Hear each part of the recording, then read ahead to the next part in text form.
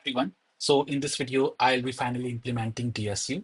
And for that purpose, I'll be tackling 547 on lead code. It is a pretty interesting problem. And if you take a look at this last line, it asks us to return the number of provinces, which is like separate different components and the count of those components. Okay. If you remember my first lecture on DSU, you will notice that you might remember that I discussed briefly about disjoint sets there and what it means for sets to be disjoint. Okay, so if we just read this problem, we have been given entities, and it tells us that if city A is connected with city B, and if city B is connected with city C, then we can say that city C is indirectly connected with city A. Okay. When in TSU, every time we talk about connection, what does it mean? It means those nodes must have been union, correct? Only then they can be connected, correct?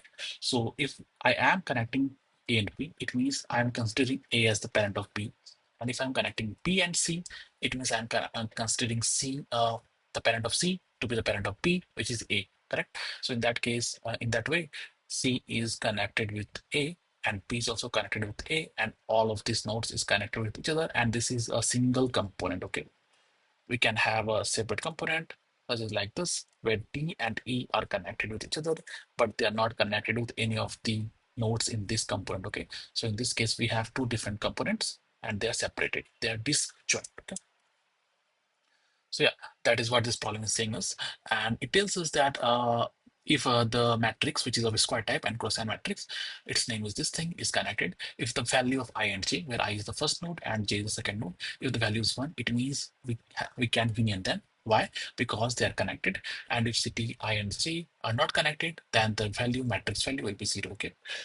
And we have to return the total number of disconnected components. Okay. Every time in the graph problem, we are asked to return the number of components, or we have to count the number of components, or we have been asked to connect components, or stuff like that. We will tackle that problem with the help of DSU. Okay, so let me quickly start. I will be coding in Python. Let me declare the class for union find first. So class union find.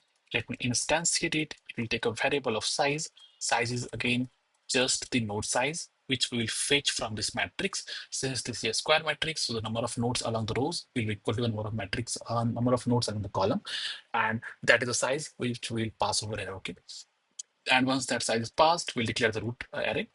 Initially, all the nodes will be the root for itself. So let us deal with that. For in range size, we'll declare rank array, and a rank array means the height of every node. Initially, all of that will be 1. And we'll also maintain a size array, which we will return towards the end by creating a class method.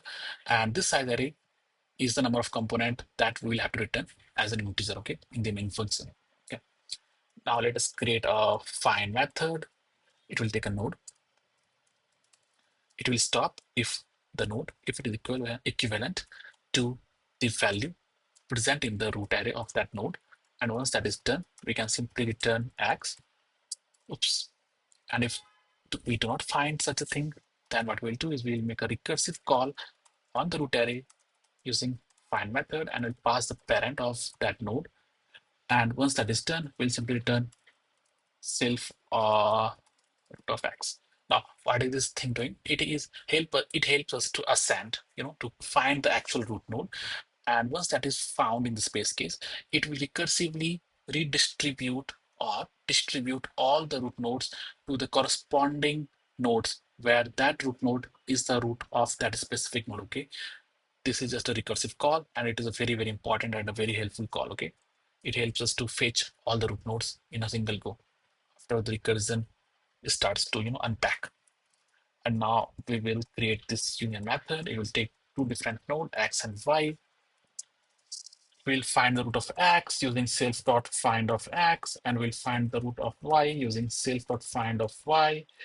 And if both of them are not equivalent to each other, it means if their root are not equal, the root of node 1 and node 2, and they are not connected, in that case, we'll connect them using a union by rank.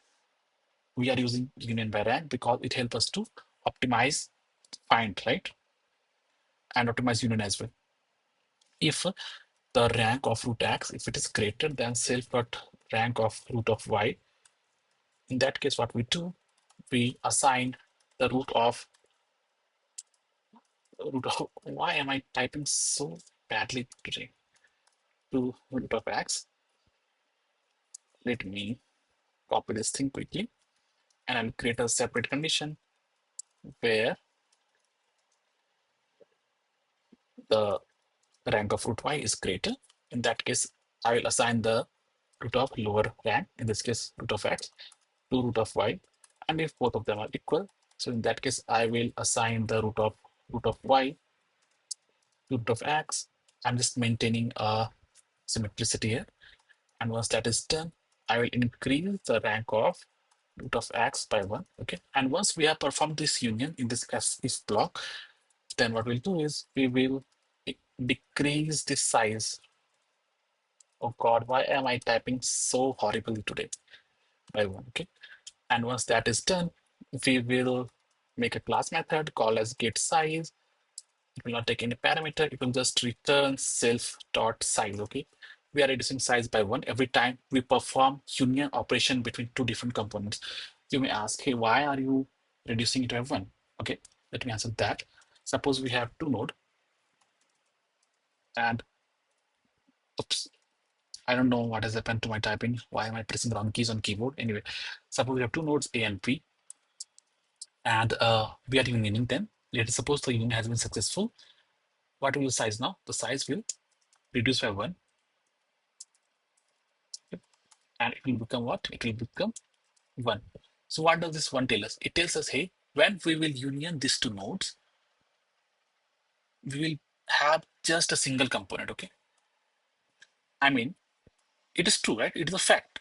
If you union two nodes, what you will be left with for this specific case will be a single component. Okay, every time, if suppose you have infinite nodes, not infinite, if suppose you have like trillions of nodes, and if all those nodes has been unioned, what you'll be left with is just a single component if all of those nodes form a cluster of a single component. Okay, so yeah, that's it for the union find. Now let us come back and deal with this thing is connected thing. Okay, let me get the size of the node of is connected.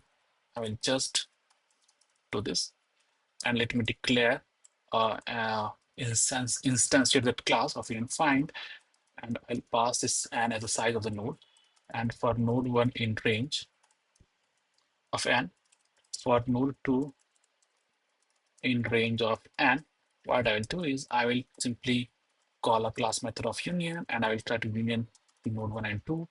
I can union only when. When can I union? When can I union? I can union if is connected node 1. I'm in a bit of hurry, my bad. Please excuse me. If this is equal, only then I can union it. Okay. And once I'm done with the union, I will return union find and get size method, and it will return me the actual size of the province. Okay. I hope this works. Yes, it does work. You can add the base cases here as well. If the length of this is connected to 0 or whatever, you can return accordingly, right? But since the length will always be 1, so we don't need that base case. Yeah, so that's it. That's it for this video. I hope you understood this thing. And I'm sorry, I'm in a bit of rush. That is why my words are stumbling. My keys are getting placed in the wrong direction. Bye bye. Take care. See you in the next video.